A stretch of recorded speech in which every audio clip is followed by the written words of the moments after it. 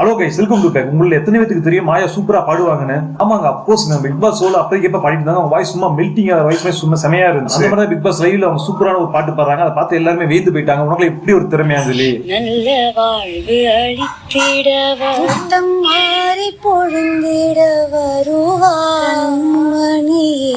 கண்ணுறங்காயும் கியூட்டா இருக்கே. அதுல நம்ம தானத்துல ஒரு சூப்பரான டயலாக் விட்டு போடாங்க பாத்துங்க. அதெல்லாம் வேற லெவல்.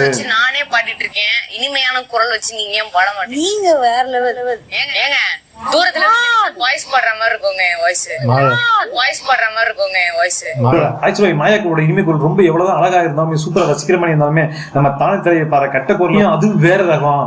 கிட்டத்தட்ட அதுவும் ரசிக்கிற மாதிரி தான் இருந்துச்சு. அந்த அளவுக்கு ரெண்டு பேருமே பெஸ்ட் காம்படிட்டர் ரெண்டு நிரூபிச்சிட்டாங்க. இன்னொரு தடவை உங்களை எத்தனை பேருக்கு மாயாவை குரல்ல பாடின பாட்டு எல்லாம் பிடிச்சிருக்கு மறக்காம லைக் பண்ணிருங்க. அதோட நம்ம தானே தலைவி கட்ட குரல்ல பாடுற பாட்டு இத்தனை பேருக்கு பிடிச்சிருக்கு அப்படின்னு கீழே கமெண்ட் பாக்ஸ்ல கமெண்ட் பண்ணிருங்க. ஓகே, அடுத்த வீடியோ சந்திப்போம். Bye bye.